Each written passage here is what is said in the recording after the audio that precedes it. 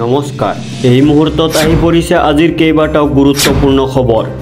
আজি 25 অক্টোবৰ অসমৰ বিভিন্ন প্ৰান্তৰ পৰা আহি পৰিছে কেইবাটাও গুৰুত্বপূৰ্ণ খবৰ জুবিন গাৰ্গক লৈ পুনৰ এবাৰ মন্তব্য কৰিছে মুখ্যমন্ত্ৰী হিমন্ত বিশ্ব শৰ্মাই জুবিন গাৰ্গৰ মৃত্যুৰ বিষয়টোক লৈ ৰাজনীতি কৰা বুলি চৰকাৰৰ বিৰুদ্ধে বহুতে অভিযোগ উত্থাপন কৰিছে তাৰ মাজতে মুখ্যমন্ত্ৰী তথা বিজেপি দলে বাৰে বাৰে এই কথা অস্বীকাৰ কৰি আহিছে ইয়াৰ বিপৰীতে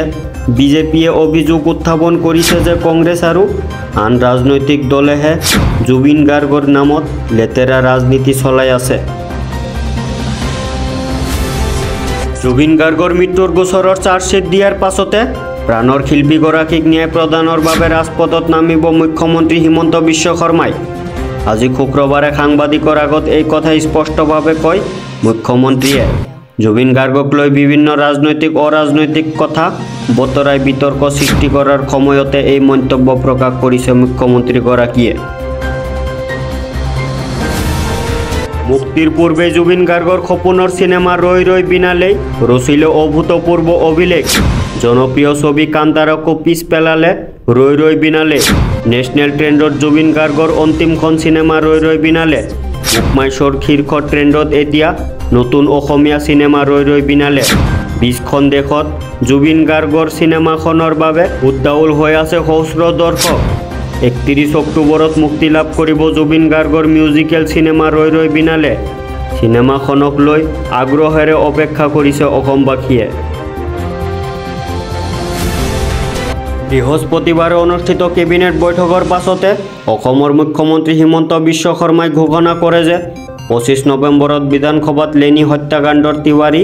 আয়োগৰ প্ৰতিবেদন দাখিল কৰাৰ সিদ্ধান্ত লৈছে অসম চৰকাৰে অসম বিধানসভাৰ আগন্তুক অধিৱেশনত 1983 চনৰ লেনি হত্যাকাণ্ডৰ সন্দৰ্ভত বহু প্ৰত্যাশিত তিৱাৰী আয়োগৰ প্ৰতিবেদন দাখিল কৰিবলৈ অসম কেবিনেটে অনুমোদন জনাইছে এই লোমহৰ্ষক কাণ্ডৰ 4 দশকৰো অধিক সময়ৰ পাছত আয়োগৰ তথ্যসমূহ ৰাজহুৱা ক্ষেত্ৰলৈ অনাৰ দিশত এই সিদ্ধান্ত এক ঐতিহাসিক পদক্ষেপ গ্ৰহণ কৰিছে 1983 চনৰ 18 ফেব্ৰুৱাৰীত সংঘটিত হোৱা এই লেনি হত্যাকাণ্ডটোৱে আছিল বাংলাদেশৰ পৰা অবৈধ প্ৰব্ৰজনৰ বিৰুদ্ধে অসম আন্দোলনৰ আটাইতকৈ হিংসাত্মক পৰিঘটনা সংবাদমেলত মুন্না প্ৰসাদ গুপ্তাই কয় এই তদন্তত গৰিমা শইকীয়া গাৰ্গৰো ভাষ্য লোৱাটো দৰকাৰ এছআইটিৰ সন্মুখত তেওঁৰো ভাষ্য লৈ থকা হৈছে এতিয়ালৈকে প্ৰায় 70 জনৰো অধিক লোকৰ ভাষ্য লোৱা হৈছে এক মাহ সম্পূৰ্ণ হৈ গৈছে জুবিন গাৰ্গৰ মৃত্যু হোৱা কিন্তু আজি পৰ্যন্ত পোহৰলৈ অহা নাই জুবিন গাৰ্গৰ মৃত্যুৰ ৰহস্য ইতিমধ্যে আৰক্ষীয়ে শ্যামকানু মহন্তক সিদ্ধাৰ্থ শৰ্মা শেখৰ জ্যোতি গোস্বামী আৰু অমৃতা প্ৰভা মহন্তক জেললৈ প্ৰেৰণ কৰিছে এই ৰহস্য ফাদিলৰ বাবে দিনে নিশাই কষ্ট কৰি গৈছে এছআইটিয়ে কিছুদিন পূৰ্বে ছিংগাপুৰলৈ উৰা মাৰিছিল এছআইটিৰ দুজনীয়া দল এছআইটিৰ মুৰব্বী মুন্না প্ৰসাদ গুপ্তাৰ নেতৃত্বত জুবিনৰ ঘটনাৰ তদন্তৰ বাবে যায় দলটো পুনৰ গ্ৰেপ্তাৰ কৰা হৈছে আলফাৰ 7জনকৈ লিংকমেন জানিব পৰা মতে তেওঁলোকৰ পৰা বহু পৰিমাণৰ চিকিৎসাৰ সামগ্ৰী উদ্ধাৰ কৰা হৈছে বৰ্তমান ঘটনাৰ সন্দৰ্ভত অব্যাহত আছে তদন্ত ইয়াৰে 3জন অসমৰ আৰু বাকি 4জন ম্যানমাৰৰ নাগৰিক বুলি জানিব পৰা গৈছে চৰকাৰে জুবিন ক্ষেত্ৰক লৈ জাৰি কৰা এছঅপিক লৈ ৰাজ্যজুৰি তীব্ৰ প্ৰতিক্ৰিয়া অব্যাহত আছে সাহিত্যিক ডক্টৰ ৰীতা চৌধুৰীয়ে আজি সামাজিক মাধ্যমত প্ৰকাশ কৰিছিল নিজৰ প্ৰতিক্ৰিয়া এনে পৰিস্থিতিৰ মাজতে অসম প্ৰদেশ কংগ্ৰেছৰ সভাপতি তথা সাংসদ গৌৰৱ গগৈয়ে 24 অক্টোবৰ 2025 নিশা 10 বজাত জুবিন ক্ষেত্ৰলৈ যোৱাৰ কথা ঘোষণা কৰিছে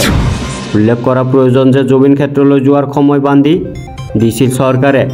চৰকাৰী এই সময় আছিল পুৱা 6 বজাৰ পৰা নিশা 10 বজালৈ কিন্তু গৌৰৱ গগৈয়ে চৰকাৰক প্ৰত্যাহ্বান জনাই 10 বজাৰ পিছত জুবিন ক্ষেত্ৰলৈ যোৱাৰ কথা ৰাজহুৱা কৰিছে যদি এনে ধৰণৰ আৰু নিউজ পাব খোজে তেনেহলে আমাৰ চেনেলটো নিশ্চয় সাবস্ক্ৰাইব কৰিব আৰু বেল আইকনটো বজাই দি এটা লাইক কৰি দিব